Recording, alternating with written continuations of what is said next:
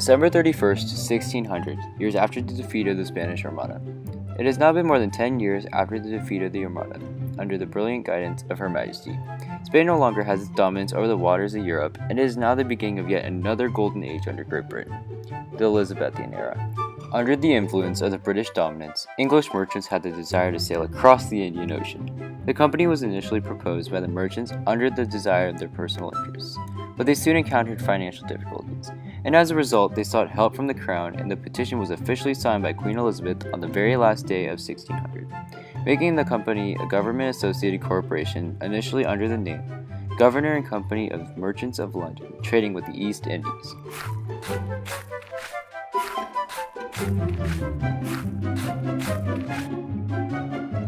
Hey guys, follow me.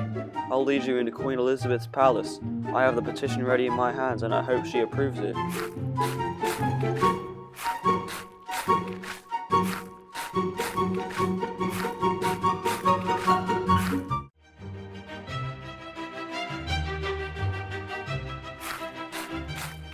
Hello, Majesty. We have come with a petition concerning our desires to sail across the Indian Ocean for spices and luxurious items.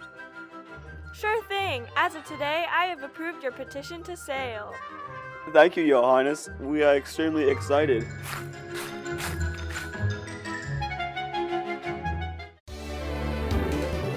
Starting up on April 10, 1591, long before the official establishment of the British East India Company, 3 ships sailed from Torbay, around the Cape of Good Hope, to the Arabian Sea. One of the ships was named Edward Bonaventure, which sailed around Cape Comorin to the Malay Peninsula. It returned in 1594.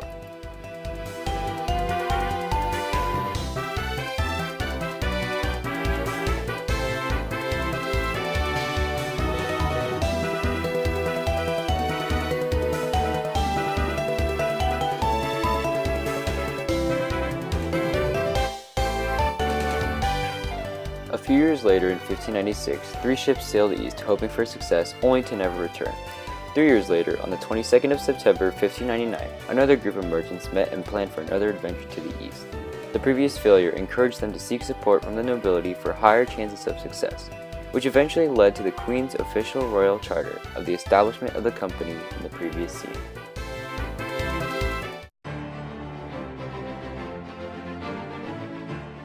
Sir James Lancaster was a prominent Elizabethan trader and privateer who commanded the first official East India Company voyage in 1601. He soon returned in 1603.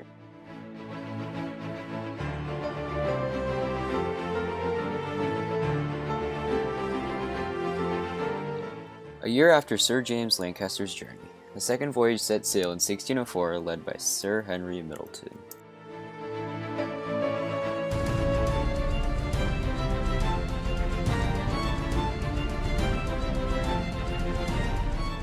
General William Keeling, a captain during the second voyage, led the third voyage aboard the Red Dragon during the years of 1607 through 1610.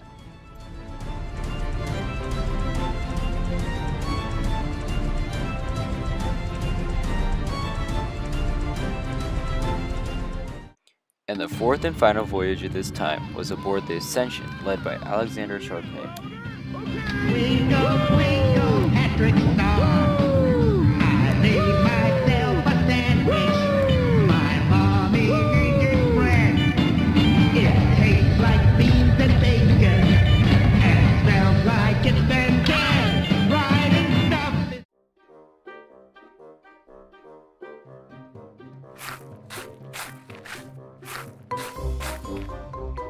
The first voyage's final destination was Port Banton. There, the merchants created a factory in which imports of pepper from Java became an important part of their economy. The trade lasted for 20 years, only to be closed officially in 1687. However, during this time, ships were then docked at a town under the name of Surat, which was established as a trade transit point.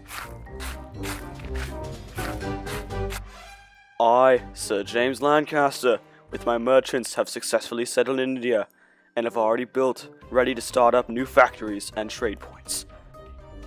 The factory is finally finished.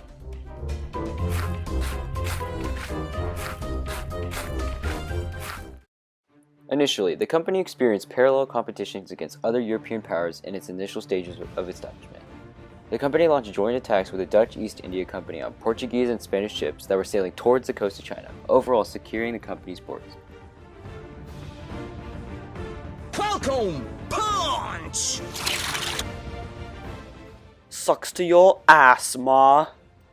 The company struggled in the spice trade due to the already well-established status of the Dutch East India Company. The Dutch strengthened their monopoly in the spice trade after they surmounted the Portuguese during the year of 1641. After the collapse of the Portuguese and Spanish power, the Dutch became the essential target of the EIC, resulting in Anglo-Dutch wars that lasted for centuries.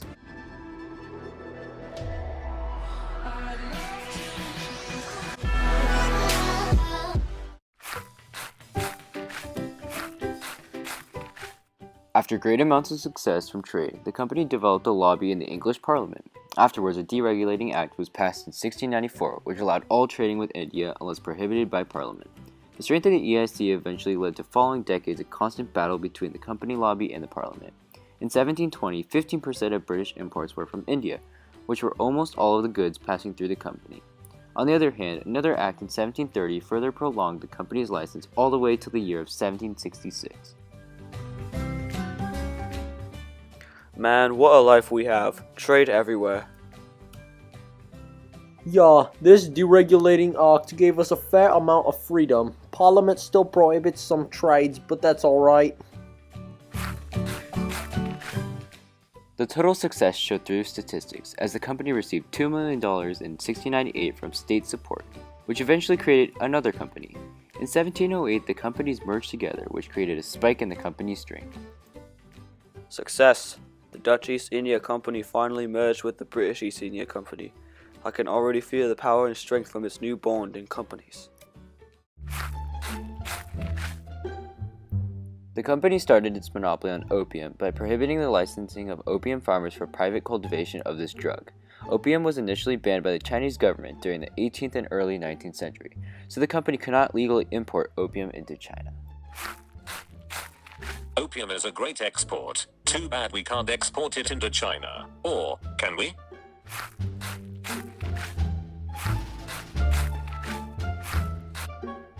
As a result, around 900 tons of opium was smuggled into China through the agency houses such as Denton Company and Matheson and Company. The money made through opium trade was later used to supply the money needed to support the company's spending on purchasing tea from China. Here you go. We managed to smuggle opium into your country. Make sure to keep it low-key as it is highly illegal. 我喜欢吃你的狗，但是我觉得毛泽东是一个很好的人。Oh, thank you very much, so much, thank you.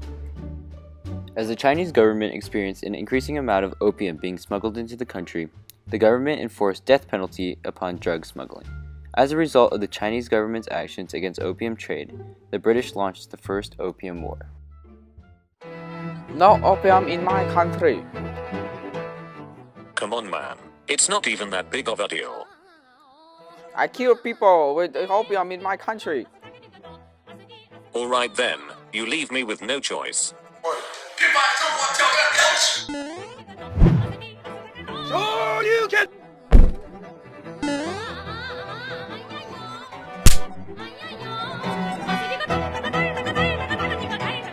The war ended with a victory that granted them the possession of Hong Kong and the opening of Chinese ports to the British and other European nations.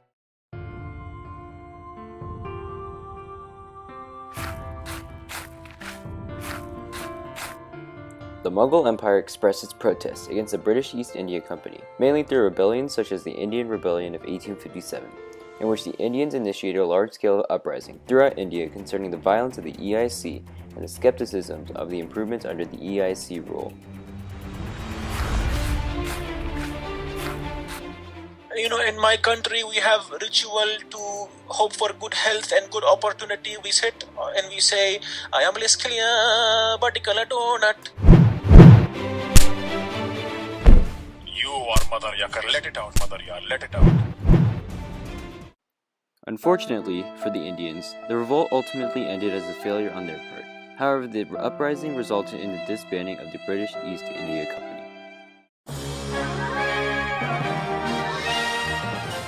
The Indian Rebellion ended as a widespread depression in India as the Government of India Act of 1858 was passed, which allowed the Crown to obtain most of the company's possessions in India, including its armed forces and its administrative powers. Due to the numerous amounts of problems spreading, I, a government official, have declared that the British East Indian Company will solely be owned by the government and the government only.